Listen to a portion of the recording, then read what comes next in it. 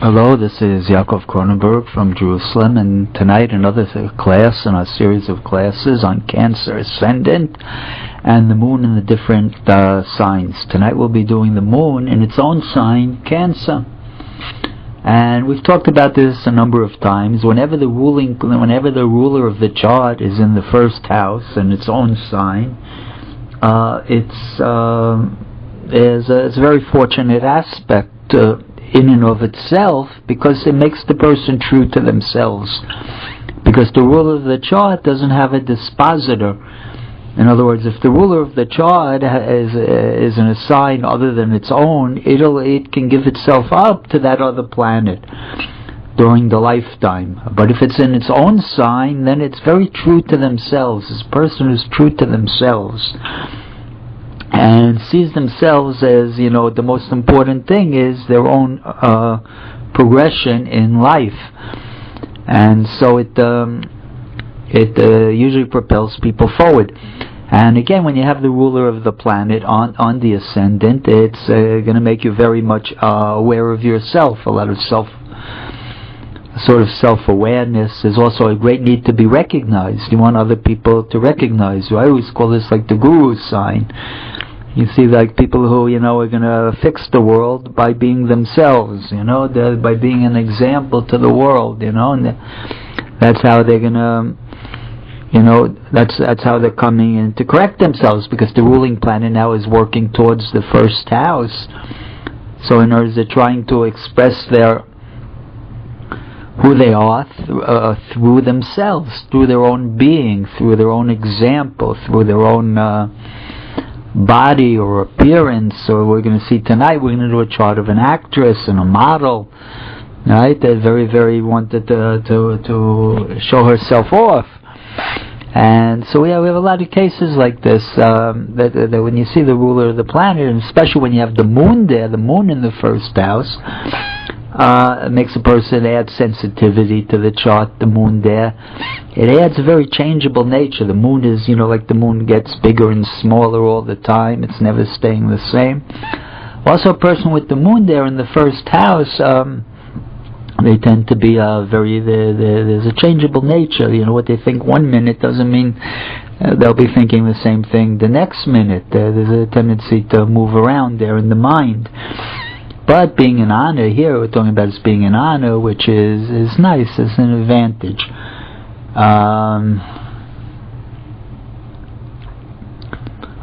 So when you have the ascendant and the moon in Cancer, it's a very, very sensitive combination, right? Person is very, very wants to have a family, a home. Very important, a family, a home, emotional security. Wants to feel safe, protected. All of these things are Cancerian attributes that are doubled here in a chart with Cancer and the moon in Cancer on the ascendant.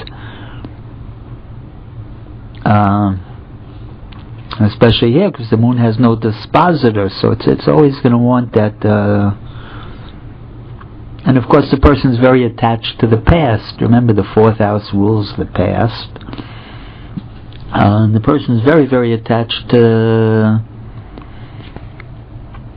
the past, and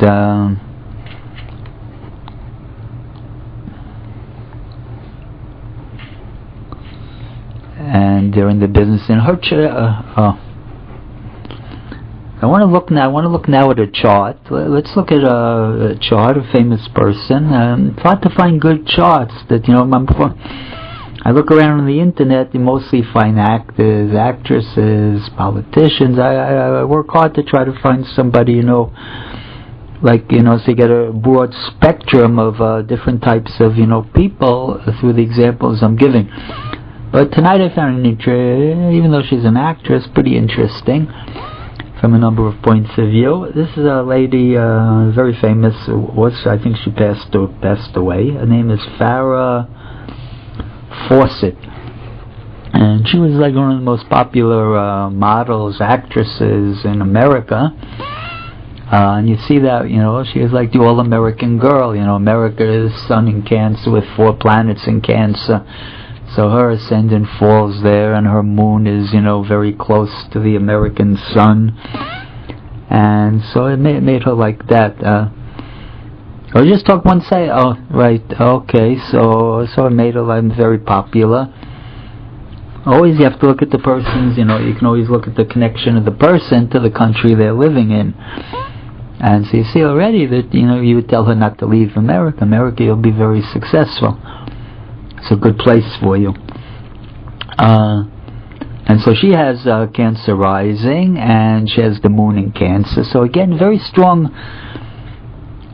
See, she has 3 planets on the angles, and which makes it a moderately strong chart. Not a very strong chart. Moderately, I would say average strength. Not much more than that.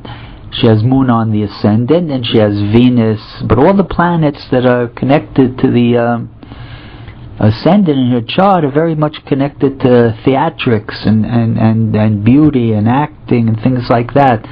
Got the moon there, and she's got Venus opposite the ascendant, and she's got Neptune in the 4th house, square the ascendant, right? Neptune is interesting. Neptune rules the father or the mother, sometimes the parents, and her family was in the oil business. Her father was an oil contractor, which is ruled by Neptune.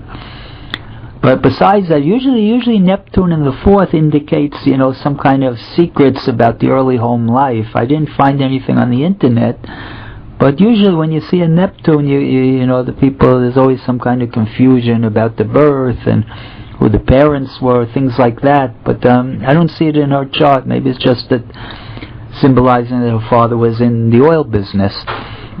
But when it aspects her moon, again, it adds sensitivity, it adds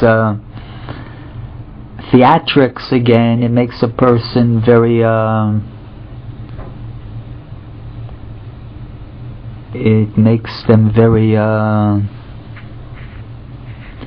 it adds a mystique to them, right? Neptune is like mystical, dreamy, ethereal, it adds a mystique to the person, especially a woman like this with the moon on the ascendant, Neptune making a tight aspect there. It's gonna give her almost like to be a symbol of the American woman with Neptune there, and the Neptune is spouse. So you see in her chart, she just has those 3 planets are really the only planets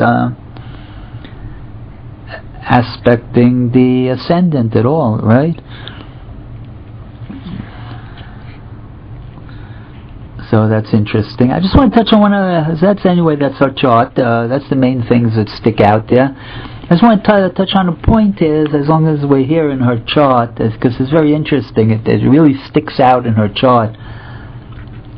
You see, she's got the 2nd and the 8th house is very strong, right? She's got in the 2nd house, she's got Saturn and Pluto, and in the 8th house, she's got Mars, the Sun, and Mercury. 5 planets on that axis, right? Which is, again, it rules a number of things. First of all, it's connected to sex, or made her a sex symbol to a degree. It brings her a lot of wealth, right? The 5 planets there, she was very wealthy, or her husbands were wealthy.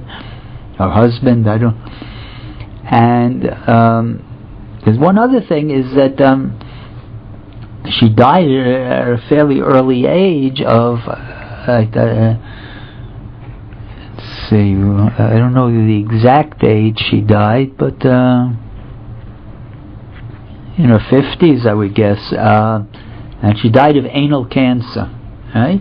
And if you look at her chart, each house rules a different, part of the body. So in the 8th house rules the anal area.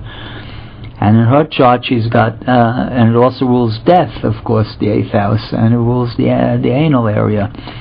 And she's got 5 planets aspecting it. 4 of them are very, very difficult planets.